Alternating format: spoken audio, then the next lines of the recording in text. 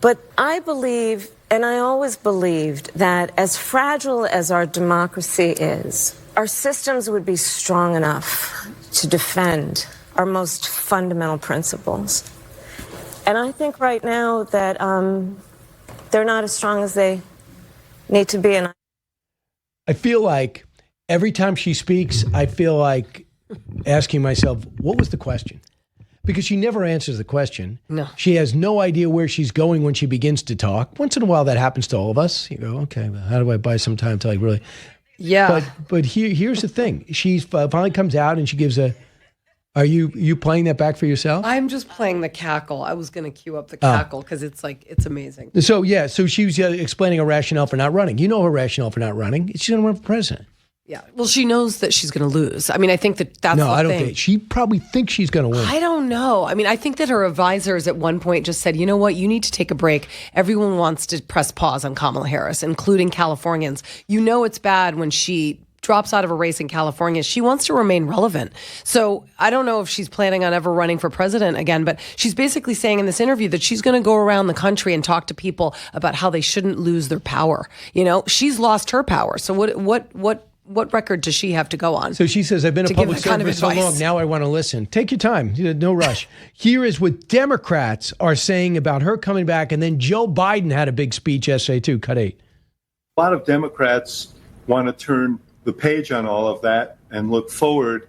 And so it's not going to be easy for her. There's going to be a book tour. And one of the things that I talked to people who have been dealing with it with her is that she really struggled with what she was going to say about Joe Biden. Democrats historically have not been interested in nominating again someone who ran, got the nomination, and failed. I don't know if she should run again, but I definitely would like to see her write a book. I definitely would like to, see her start a podcast and just build a real connection with people.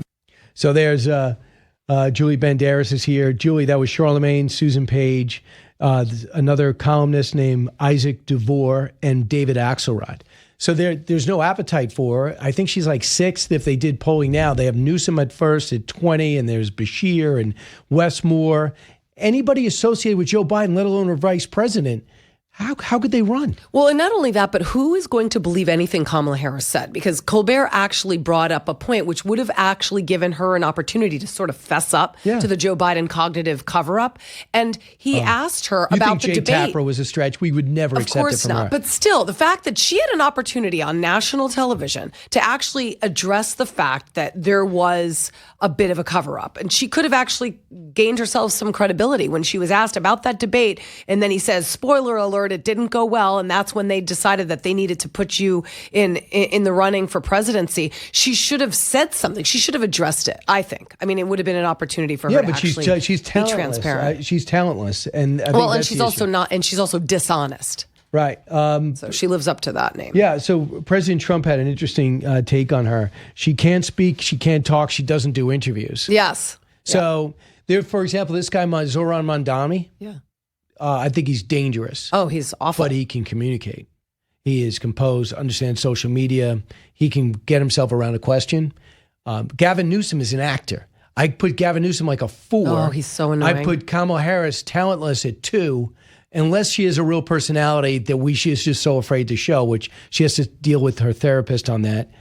But I put Mamdani like Bill Clinton. I mean, slippery. Yeah. I mean, most politicians should be able to talk. I mean, that's kind of what their jobs are, is to basically fill our heads with a bunch of BS. I mean, most of them are doing that. Mamdani, he's well-spoken. I still think he's a huge threat to New York City. And I unfortunately think that because somebody comes across as well-spoken doesn't necessarily make them the right choice, nor does it make them intelligent, nor does it make them rational. He's a communist, and he wants to turn New York City into communism. But that's neither here nor there. I think that Kamala Harris, quite frankly, watching her on that just reminds us of why we're so lucky and that we dodged that bullet, that she's not the president. Well, not everybody feels like, who's the guy from Dumber and Dumber? Dumb and Dumber. Yeah. Jeff Daniels. Didn't he say that she would have been heroic? She'd been like a founding father as a woman. Here's Joe Biden yesterday. He gave a speech where he screamed his way through it. Cut 4. Look, folks. You can't sugarcoat this. These are dark days, but you're all here for the same reason. But I left that prestigious law firm and the public defender's office to go to the defender's office years ago. It's because our future is literally on the line. We must be unapologetic of fighting for the future. To paraphrase Frederick Douglass, there is no progress without struggle. And I would add, there is no progress without courage. None. So does he understand that a lot of people are thrilled to death he's not there? They love the fact that his legacy is being dismantled. Did you watch the video when he got lost on stage? Did you? Yeah. I mean, he got on stage and he got lost. He was late. Yeah, and then he got to the podium and he had no idea where he was going, and then he went back, and then he was confused. He sat down. I mean, he was in a room full of lawyers. I'm sure they were all probably thanking, their lucky stars that he wasn't elected. But and he did a good job, at least at reading that script, because that was not off the top of his head. That was clearly pre-written for him. Yeah, well, and the thing is, the other story that's taking place while this is happening is the investigation into the auto pen. Mm-hmm. And Tom Donilon, his chief confidant, who was telling him in the polls he's looking strong, when Nancy Pelosi turned around and says, put Tom on. What polls are you showing him? Like he's a child. Yeah. He said, well, I'm doing fine at the polls. Talk to Tom. Because put him on. He goes, what polls are you looking at? So this guy was making, he already said if Biden had won, he would have made $8 million. He already had made $4 million. Mm-hmm. So why would you not cash in that gravy train, let alone, patriotic thing to do would be to say he can't do it anymore. So while that happens, he's speaking, reinforcing why there's an investigation, and Kamala Harris is not running but queuing up for 28.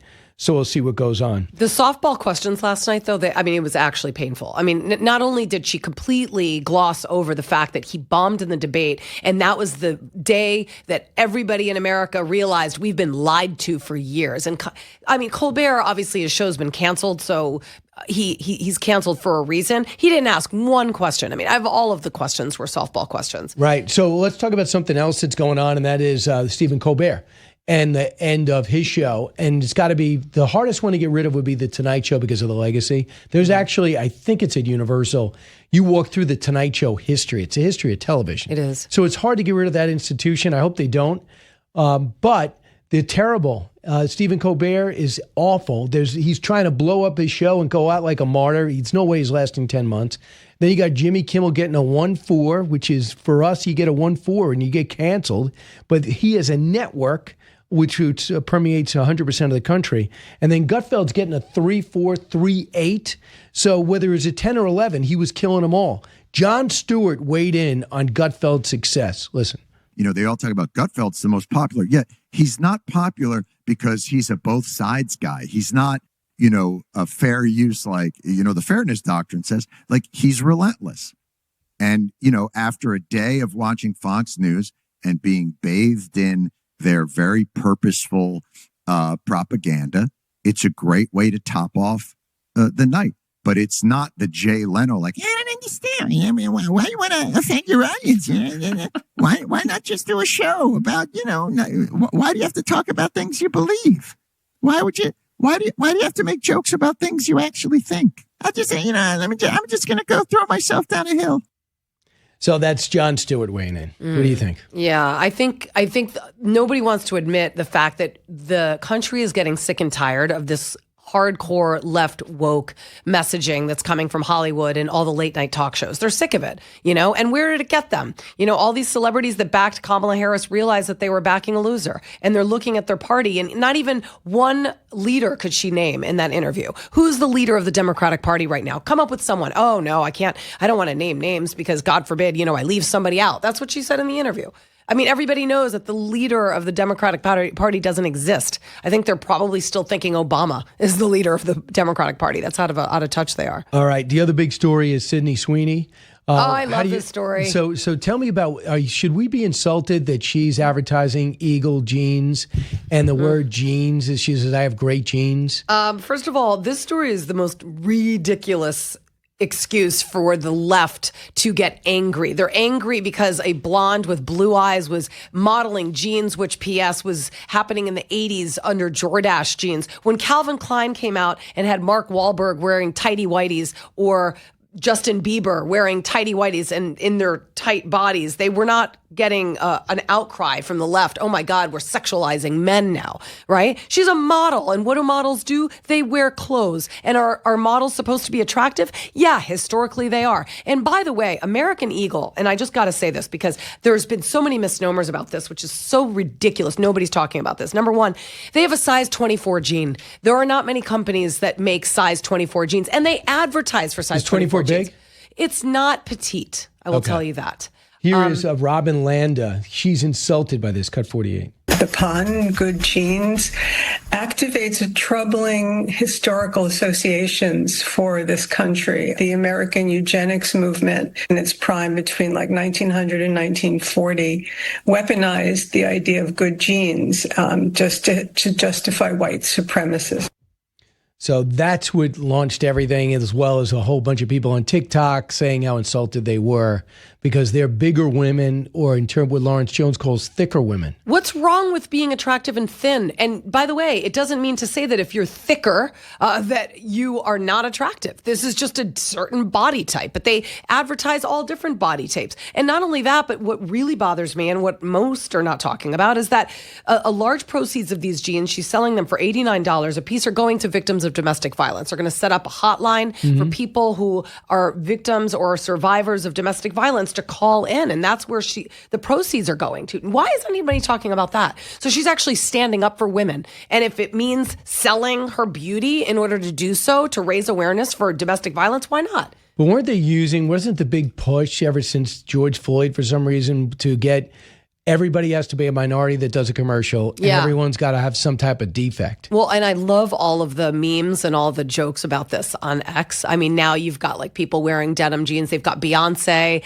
and it's just ridiculous. Everybody's making fun of it because it's clearly a joke. And the Dunkin' Donuts ad that just came out, you know, there's a guy that's talking about how he's got good genetics, and people are all angry about that. Dunkin' Donuts. Do you remember the Super Bowl commercial with Ben Affleck and Matt Damon, his sidekick, and they're the Dung Kings? I mean, these commercials are comedic. They're funny. They're tongue in cheek. This was a play on words on jeans. Who gives a crap? Here's some examples from social media. Cut 47. Hey, American Eagle.